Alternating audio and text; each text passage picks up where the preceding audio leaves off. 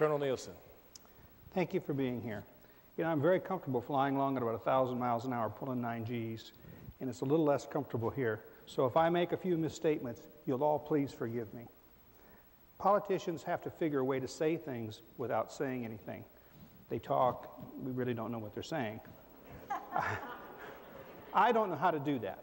So what you're going to get from me is straightforward, honest answers, some of which you'll like, some of which you won't. I believe in 3 things in my candidacy: trust, integrity, and leadership. Trust. If you can't trust what they say, what does it matter what they say? So look at all of us, listen to what we say, pick the one you trust the most. Integrity. That's the person who has their hand in the cash box at your store or where you work. If you can't trust them to have their hand in the cash box, maybe you need to take a look at who you can trust to do this. Leadership. Who do you want to lead the state? Some candidates will tell you they're appeasers and consensus builders, but those are code words for lack of leadership. I will stress leadership, and I will listen to all of you, then I will make a decision. And once the decision is made, that's the direction we will go. Some people have said I'm the candidate of common people, but I don't know any common people. Every person I know is special. They're tall, they're short, their eyes are green, their eyes are blue. So I don't know any common people, but I will gladly accept the challenge that I am the candidate of the special people, you. Thank you, Colonel.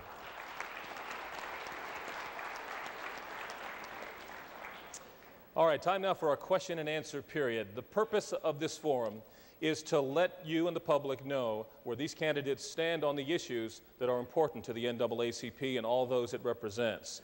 We have a very rigid format today. It depends on each candidate sticking to their allotted time. This is about your views and opinions on the issues, not other candidates. We respectfully ask that you refrain from criticizing another candidate's position or record. We want to hear about you. The order of questioning was determined by pulling names out of the hat. In the opening round, each candidate will have 2 minutes to answer their question, which is chosen at random. After that, each of the other candidates in sequence will have 1 minute to answer. Every candidate will have the same amount of time to answer every question we ask today. With that, I will choose the first question for Treasurer Moore. I'm not looking at these.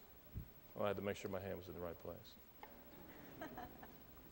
Treasurer Moore, many believe racism permeates our criminal justice system. Wilson County prosecutors jailed James Johnson, a young black man, for 39 months, charging him with raping and murdering a white teenager. In December, the state found there was insufficient evidence to try Johnson on these charges, much less convict him. Studies have shown if a murder victim is white, the odds a defendant will get the death penalty is nearly 3.5 times greater than if the victim were a person of color. Question, in your opinion, are black and white defendants treated equally by our criminal justice system?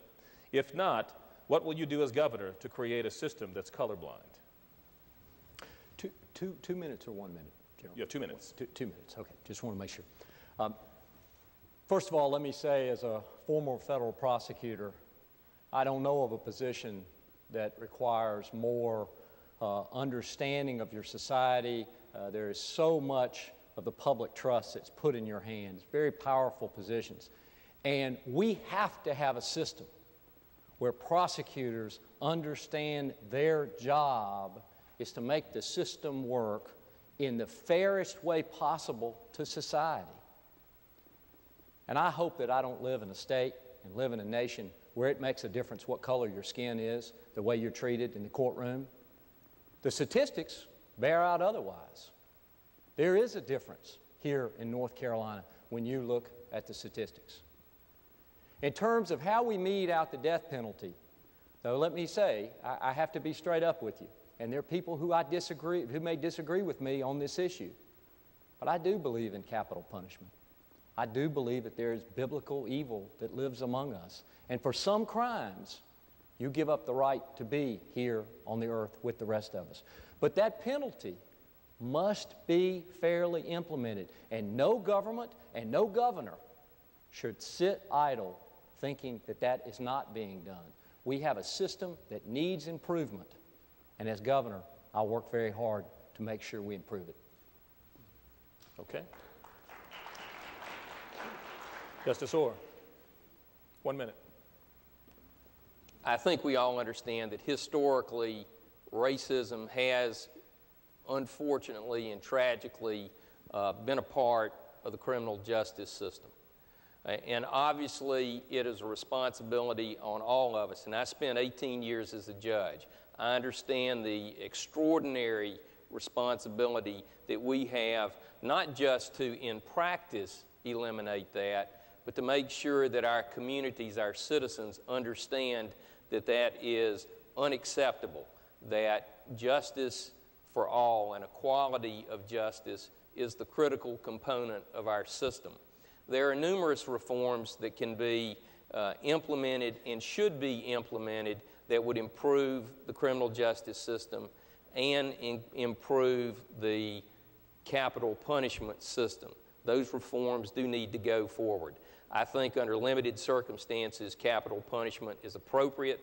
It's an extraordinary responsibility that I had to deal with on the Supreme Court, but reforms do need to take place. Lieutenant Governor Perdue.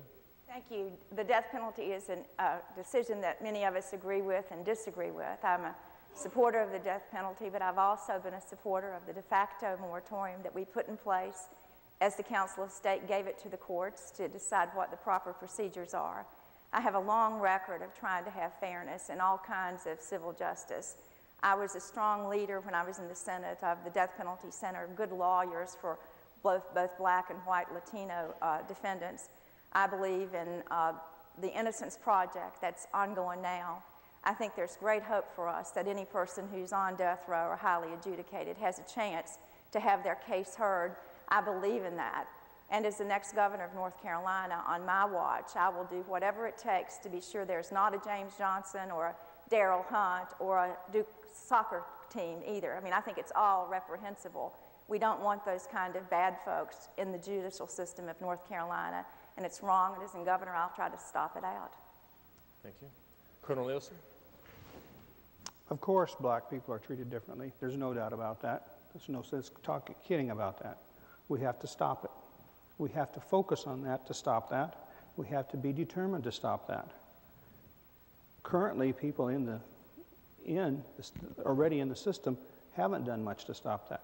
I think you need a new face. I think you need someone who is determined and is willing to say, yes, that's a problem. I'm going to help take care of that. I will do that. Thank you. Thank you very much.